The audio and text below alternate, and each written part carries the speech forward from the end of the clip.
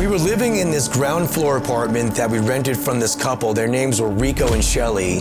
They were husband and wife and had a couple of smaller kids, a boy and a girl. It wasn't until much later, after having a little hindsight, that we understood just how sinister this whole nice gesture was when the phone rang, and the next moments I've never forgotten since, and I will never forget if I live to be 100. And we see like several NYPD patrol cars, plus a couple of unmarked police cars all around our house, and she's screaming, "Get out of the house!" There is an unwritten code in Brooklyn. You don't tell anyone else's stories, and you don't talk about anyone else's business. Every story I tell is mine. Locations, names, and specific details have all been changed to honor that code. This is Brooklyn Files, the real stories.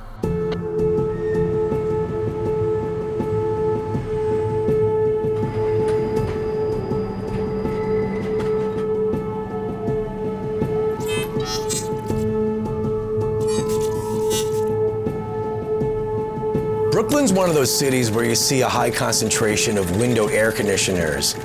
So the window air conditioner was invented in 1931. It was designed to cool individual rooms.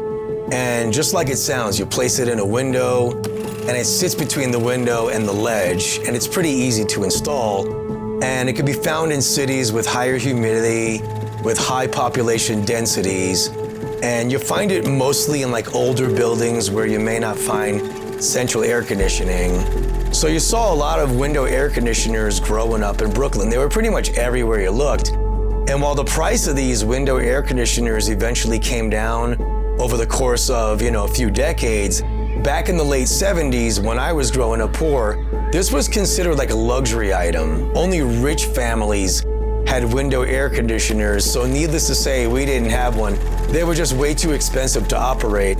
So back in those days, my mom would take us to the local department store and we'd go browsing around. But I remember on hot summer days, it always felt amazing. We'd go walk by the window air conditioner section where they had them all laid out, lined up on display, and they would have them running and we'd stand in front of them. And like we never wanted to leave the store. Like why would we, right? It was so nice and cool there. So back in this time period, around 1976, I was 7 years old. And we were living in this ground floor apartment that we rented from this couple. Their names were Rico and Shelly. And I could picture them right now, like very vividly. They were both in their late 30s, good looking couple. He was from Spain, she was American. She was like light haired, he was dark haired. They were husband and wife and had a couple of smaller kids, a boy and a girl. And they ran their family owned lumberyard, I remember that. And their family lived in the upper levels. We lived below them on the ground floor, but they were our landlords. And I specifically remember the son was close to my age, and we played together a lot. Like we were kind of attached at the hip. His name was Rico also. They called him Little Rico or Rico Jr. And he was this like energetic little like energy ball, rambunctious little kid. And he liked to dress like a cowboy, play cops and robbers, but this little kid would always play with his toy guns. So the summer of 76, it was a very hot summer. There were plenty of like 100-degree days and some of the highest nighttime temps on record. So as you can imagine, the nights were like hot and muggy and really uncomfortable if you didn't have AC, which was why it didn't seem that out of the ordinary when Rico, out of nowhere, just offered to install window air conditioners in our downstairs apartment. So Rico was like this good-looking guy. He kind of looked like a gigolo type, even though he was married with 2 kids. It was a little out of place. But Rico would wear these like buttoned-up shirts with the top buttons undone, dressed nice, slacks and shoes, kind of fancy-ish. But he always seemed to be a little friendly with my mother. And he would come downstairs and claim to be there for one reason, but he'd end up being chatty and staying for a while inevitably. And I remember this one day, he came downstairs, he was like talking to my mom, and he kept going on about how noisy Rico Jr. was being upstairs, and he was all apologetic about it. Like I said, little Rico would love his toy guns, and so he would shoot off his cap gun in the house, and then we'd hear it from downstairs in our apartment. It was kind of noisy. And if you're not familiar with a cap gun, it's a toy gun. You can buy it at the toy store or like, the candy store. we would play with them as kids and they would give off this loud bang and a little smoke would come out. So you could hear Rico Jr. upstairs shooting off his toy gun, and it really seemed to bother Rico Sr. Like he stood there in our apartment and you could just like kind of see him getting visibly agitated by the whole thing.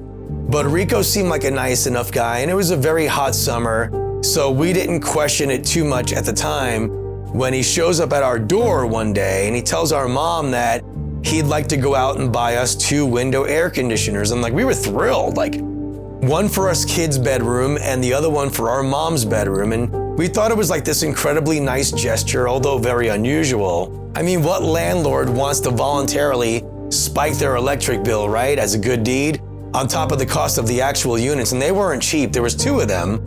And so he said he'd buy them.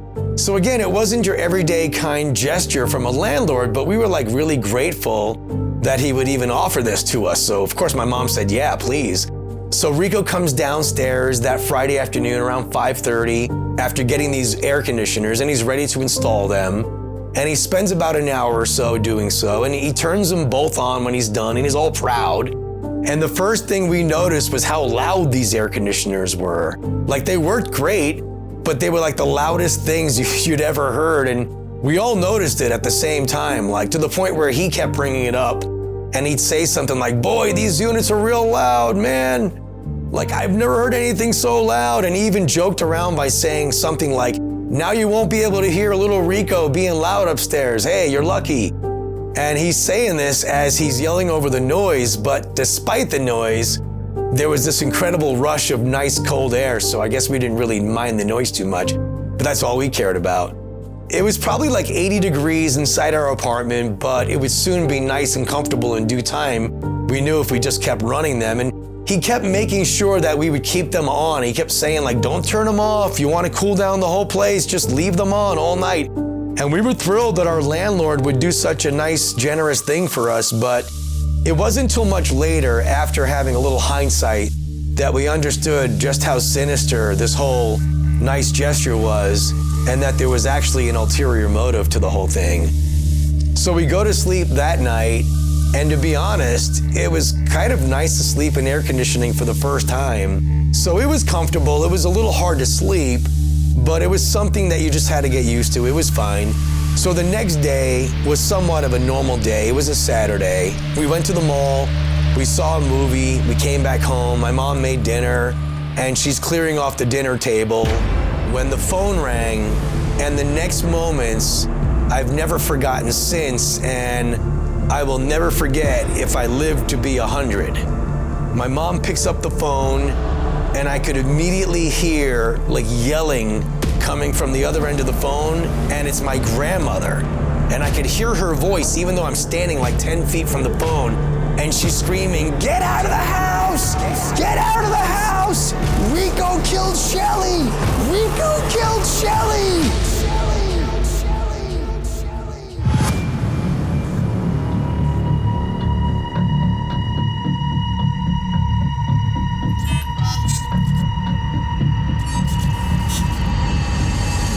So it's Saturday evening, my mom clearing the dinner dishes, and the phone rings, and out of the phone, I could hear my grandmother screaming on the other end. I'm standing like 10 feet from the phone, but I could hear her like coming out of the phone, and she's like, get out of the house! Rico killed Shelly! Rico killed Shelly! And my mother is doing like one of those sounds like, like one of these, like the most blood-curdling sound coming from her with the screaming from the phone. And my mother screams something like, oh my God! She goes, Rico killed Shelly! And I'll never forget the blood-curdling sounds coming from both my mother and my grandmother. So my mother hangs up, we like run out of the house. We go to a neighbor friend a few doors down, and then my grandparents come get us at this friend's house later on. Now at this point, we still don't have any of the details. We get to my grandparents' house a little while later, and we start getting some of the details of what actually happened. So my grandmother had apparently been watching like the evening news. The top story at the start of the newscast was about how police were arresting this man who is accused of murdering his wife, and he tried to hide the body at the lumberyard that he owned. but an employee discovered it, called the police, and then the police swarmed the lumberyard. And so the news report said the accused man's name and showed him being led away in handcuffs. And that was when my grandmother immediately recognized the guy as Rico, our landlord. And she was like in complete shock. So she calls my mother immediately. We were all in complete shock. Like, it was just unbelievable, especially since Rico was inside our apartment the day before installing those air conditioners. And also considering how often he'd stop by our apartment and hang out. Let me tell you something, there are a few things as terrifying as knowing you were in the presence of somebody who could do such a heinous thing to another person. It's chilling. So we go to bed that night at my grandparents' house. The next day we get up. It's now Sunday, and my mom wasn't sure what we should do. Like, should we go back home? We just weren't sure. We'd never been through anything like this. Like, if we do, will we encounter him? Is he in jail? Is he out on bail? Like, what do we do? So later that Sunday, my mom decides maybe we should probably go by our house and at least see what's going on there. So we get to our neighborhood, we turn onto our street, and we're not even halfway up the block, and we see like several NYPD patrol cars, plus a couple of unmarked police cars all around our house. Then there's like a bunch of police officers and detectives standing in front of our apartment, like all congregated and talking. It was complete chaos. We don't even get to our front door, and one of the homicide detectives introduces himself to my mother, and he says something like, "Ma'am, I'm one of the detectives on this case. Would it be possible for us to go inside and speak for a bit? We've got some questions for you." So we all go inside. My mom sits in the living room with the detectives, and I'm in the next room, and I'm kind of eavesdropping, but I'm standing close enough that I could hear, but I could also be seen by them. And the next thing I hear is the detective asks my mom if any of us heard anything that Friday night. Now, this immediately sounded like an odd question to us because according to the news report, the body was supposedly found at the lumberyard. So my mom's response was something like, how could we possibly have heard something? Didn't this take place at his business? And it was then when we overheard the detective say something that caught our attention that I won't forget. He said, "Ma'am, would it be okay if we have the kids leave the room?" He said some of the details might be too upsetting for them to hear.